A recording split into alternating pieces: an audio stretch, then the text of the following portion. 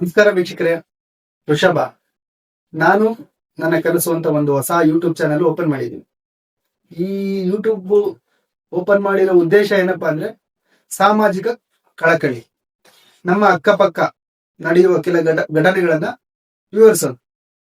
ಇದರಲ್ಲಿ ಈಗ ಮೊದಲನೇದಾಗಿ ನಮ್ಮ ಬೆಂಗಳೂರಿನಲ್ಲಿ ಟ್ರಾಫಿಕ್ ವೈಲೆನ್ಸ್ ಜಾಸ್ತಿ ಆಗ್ತಾ ಇದೆ. ನಮ್ಮ ಬೆಂಗಳೂರು ಟ್ರಾಫಿಕ್ ಪೊಲೀಸ್ನವರು ತುಂಬಾ ಹರಸಾಹಸ ಪಡ್ತಾ ಇದ್ದಾರೆ ಪಾಪ. ಆದ್ರೂ ಅದು ಬದಿಗೆ ಕಂಟ್ರೋಲ್ ಬರ್ತಾ ಇಲ್ಲ. ಎಲ್ರಿಗೂ ಒಂಥರ ಬೇಜವಾಬ್ದಾರಿತನನೋ ಏನೋ ಅದು ಅರ್ಥ ಆಗ್ತಾ ಇಲ್ಲ. ಅದಕ್ಕಾಗಿ ಒಂದು ಹೊಸ ಯೋಚನೆ, ನಾನು ನನ್ನ ಕನಸು ಏನಪ್ಪಾ ಅಂತಂದ್ರೆ ಬೆಂಗಳೂರಲ್ಲಿ ಪ್ರತಿಯೊಬ್ಬ ವಾಹನ ವೆಹಿಕಲ್ ಏನಿಟ್ಟಿದ್ದಾರೆ, car, scooter, auto, lorry, bus ಏನಿದೆ, ಎಲ್ರು ಅವರ RC ಕಾರ್ಡ್ ಜೊತೆ ಬ್ಯಾಂಕ್ ಪಾಸ್ಬುಕ್ ನ ಲಿಂಕ್ ಮಾಡಬೇಕು. ಯಾಕೆ ಲಿಂಕ್ ಮಾಡಬೇಕು ಅಂತಂದ್ರೆ ಬೆಂಗಳೂರಲ್ಲಿ ಟ್ರಾಫಿಕ್ ನಲ್ಲಿ signal jump, no parking, helmet ಇಲ್ದಲೆ ಹಿಂಗೆ ತರಾವರಿ ಫೈನ್ಗಳು ಬೀಳ್ತಾ ಇದೆ. ಆತರ ಆಗ್ತದೆ. ಹಾಗೆ ಜೊತೆಗೆ ಪ್ರತಿ ಎಲ್ಲಾ ಸಿಗ್ನಲ್ ಅಲ್ಲೂ ಕ್ಯಾಮ್ರಾಗಳನ್ನ ಅಳವಡಿಸ್ಬೇಕು. ಆ ಕ್ಯಾಮ್ರಾಗಳು ಅಳವಡಿಸೋದ್ರಿಂದ no parking, signal jump, without helmet ಎಲ್ಲ ಕ್ಯಾಪ್ಚರ್ ಆಗುತ್ತೆ. ನಾನು ಆವಾಗಲೇ ಮೊದಲೇ ಹೇಳಿದಾಗೆ ನಿಮ್ಮ RC ಬುಕ್ ಜೊತೆ ನಿಮ್ಮ ಬ್ಯಾಂಕ್ ಪಾಸ್ಬುಕ್ ನ ಲಿಂಕ್ ಮಾಡಿದ್ರೆ signal jump, no parking, helmet ನೀವು ರೂಲ್ಸ್ ಬ್ರೇಕ್ ಮಾಡಿದ್ರೆ 3 ದಿನದಿಂದ 6 ದಿನ, ಒಂದು ವಾರದೊಳಗೆ ನಿಮ್ಮ ಬ್ಯಾಂಕ್ ಅಕೌಂಟ್ ಇಂದ ನೀವು ಮಾಡಿದ ಟ್ರಾಫಿಕ್ ವೈಲೆನ್ಸ್ ಫೈನ್ ಕಟ್ ಆಗ್ಬೇಕು. ಅವಾಗ ಗೊತ್ತಾಗುತ್ತೆ ಜನಕ್ಕೆ, ನಾನು ಸಿಗ್ನಲ್ ಜಂಪ್ ಮಾಡಿದೆ, ನೋ ಪಾರ್ಕಿಂಗ್ ಮಾಡಿದೀನಿ, ಇಲ್ಲಿ ಆಟೋಮೆಟಿಕ್ ಫೋನ್ ಪೇ ಇದಕ್ಕೆ ನಮ್ಮ EMI ಕಟ್ ಆಗುತ್ತಲ್ಲ, ಹಂಗೆ ಕಟ್ ಆಗ್ಬಿಡ್ಬೇಕು. ಆಗ ಜನಗಳಿಗೆ ಇಲ್ಲಿ ಯಾರು ಪೊಲೀಸ್ ಇಲ್ಲ ಅಂತ ನಾನು ಜಂಪ್ ಮಾಡೋಗಿಲ್ಲ, ಹೆಲ್ಮೆಟ್ ಹಾಕೊಳ್ಳೋದ್ರಲ್ಲಿ ಹೋಗಿಲ್ಲ ಅಂತ ಭಯ ಬರ್ತದೆ. ಮತ್ತೆ ಸಿಗ್ನಲ್ ಬಿದ್ದಿದ ತಕ್ಷಣ ನಿಂತ್ಕೋತಾರೆ. ಹಾಗಾಗಿ ಇದನ್ನ ಆದಷ್ಟು ಬೇಗ ಕಾರ್ಯರೂಪಕ್ಕೆ ತರಬೇಕು. ಇದು ಕನಸು. ಹಾಗೆ ಇನ್ನೂ ಒಂದಿದೆ. ಅಯ್ಯೋ, ನಾನು ಇದ್ರವರು ಅಂದ್ರೆ ನಾನು ಮಾಜಿ ಕೌನ್ಸಿಲರ್ ಕಡೆಯವರು, ಅವ್ರ ಕಡೆಯವರು, ಇವ್ರ ಕಡೆಯವರು ಅಂತ ಹೇಳ್ಬಿಟ್ಟು ಪಾಡ್ದವರು ಗಾಡಿ ಸೈಡ್ಗೆ ಹಾಕಿದ್ರು ಹೇಳ್ಬಿಟ್ಟು ಹೊರಟಿಸ್ತಾರೆ.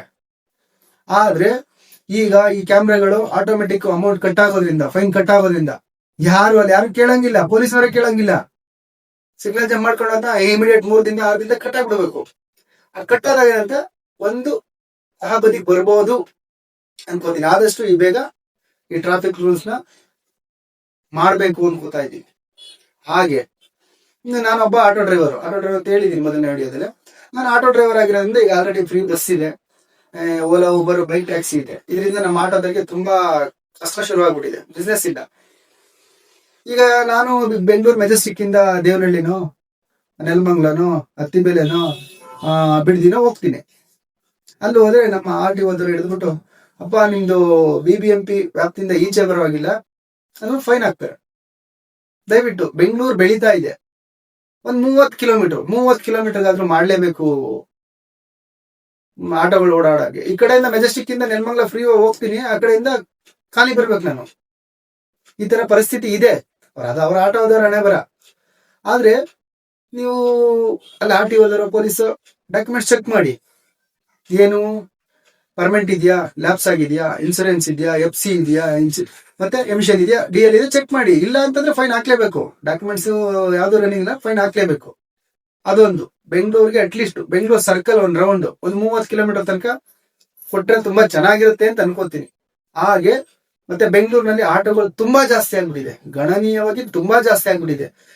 ನಮ್ಮ ಸ್ಥಳೀಯ ಕರ್ನಾಟಕದವರಲ್ಲದೆ ಬೇರೆ ಯಾರು ಬಂದು ಇಲ್ಲಿ ಆಟೋ ತಗೋತಾ ಇದಾರೆ. ದಯವಿಟ್ಟು ಆಟೋ ಪರ್ಮಿಟ್ ನ ಸ್ಟಾಪ್ ಮಾಡ್ಬೇಕು. ಕೊಟ್ರೆ ಸ್ಥಳೀಯರಿಗೆ ಕೊಡಿ.